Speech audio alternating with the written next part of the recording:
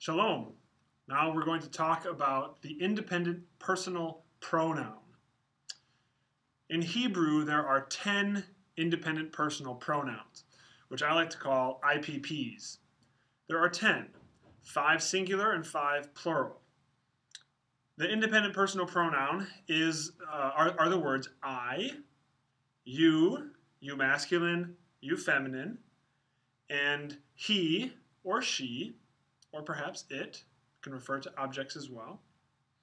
And then it's we, you, plural masculine, you, plural feminine, and they, either masculine or feminine, plural. So there are 10. And they are words that are used to refer to a person or an object for all manner of reasons, grammatically.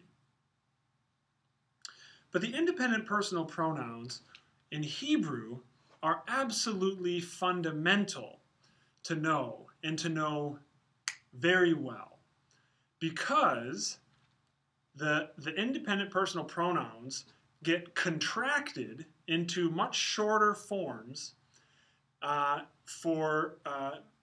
and really they permeate the Hebrew verbal system. They also, they get contracted to become an affix, they get contracted to become a prefix, and then they also get contracted in different form, a third form then, to become a suffix. The independent personal pronouns are therefore, they get contracted, and as the affix or prefix, they become the subject of the verb, communicating person, gender, and number. And then as the suffix, they become the object, either the object of the verb, an object of a preposition, or they might create a possessive relationship, but also communicating person, gender, and number. And so, because of the extent to which the IPPs permeate the verbal system in Hebrew, I am going to strongly encourage you to spend a lot of time getting to know them. Now, in the textbook, not every IPP is a vocab word. But I would encourage you to, even so, learn the feminine singular form, at, and learn the feminine plural form, aten, with a noon, aten. Learn those forms in addition to the ones that are listed and required. And also the feminine plural, third person feminine plural, hen or henna, also with a noon. Learn them, because it can only help you. So there's a chart in the chapter. I would encourage you to memorize it. So the IPPs, in the form that they appear in this chapter, are complete words. They're not the contracted form. So learn them first in the way that they appear. I've uploaded vocab Geffen videos of the ones that are vocab words for you this week. Learn them, learn them, learn them. I encourage you to set out a variety of photographs in front of you, and use the photographs of, maybe just use a large family photograph if you have one, or a group photograph, or perhaps put a single single person, a single gal, and then a group of women, a group of men, and then refer to them. Say ata to the ish, and say at to the isha, and then say atem with a meme to the group of guys, and then say aten to the group of women with a noon. And looking at them, because those are all second person. You, y'all, really. And then say to the guy, who, without looking, right? And by saying who without looking, you're saying third person. You're referring to another person, right? You see that? So you're, in effect, telling someone about a third person. That's how you get third person, right? So one person is telling a second person about a third person. And for a second person, it's one person is telling a second person, or a group of second people, a group of people. So that's second person.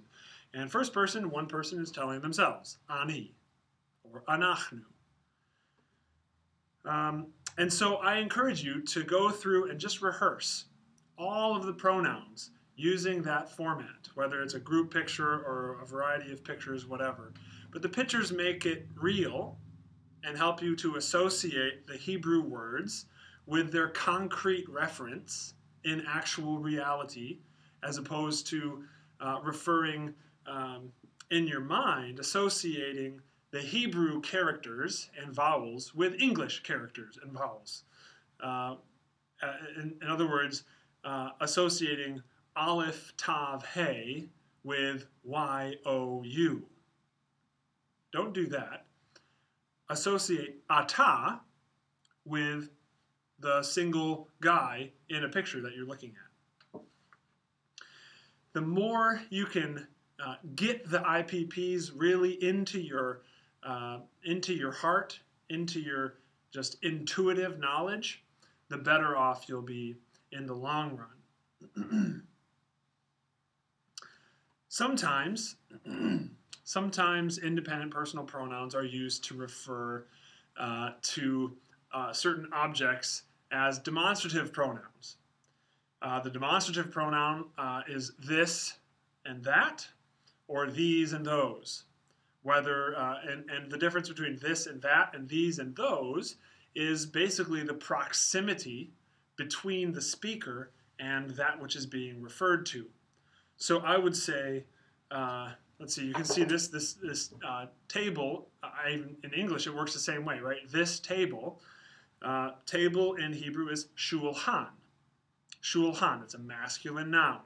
So I would say, ze shulhan. This is a table, or perhaps ha-shulhan hazeh, this table. Okay? If there was a table on the other side of the room, I would say ha-shulhan hahu, that table. Or hu shulhan, that is a table. And so some of the IPPs overlap. Ze and zot, the masculine and feminine singular, those are not, there's no overlap because those are just demonstrative pronouns. But who and he are the third person singular, both masculine and feminine pronouns, and those do overlap. You heard that with shulhan hahu, that table. Or kiseh is the word chair. I'm sitting in a classroom looking at these objects, so that's what's on my mind. Kiseh is the word chair. So if I wanted to refer to a chair over there, kiseh is a feminine noun, I would say hakiseh hazot, that chair. I'm sorry, hakiseh hahi, that chair. And that's the third feminine singular pronoun, independent personal pronoun. So spend time learning the IPPs, get them deeply embedded in your subconscious if you can. It will help you in the long run. Use the photographs to rehearse and review. And I have audio files up of them all. So listen to those and memorize them. And then familiarize yourself with them more and more. And watch the vocab Geffen videos for the ones that I've uploaded.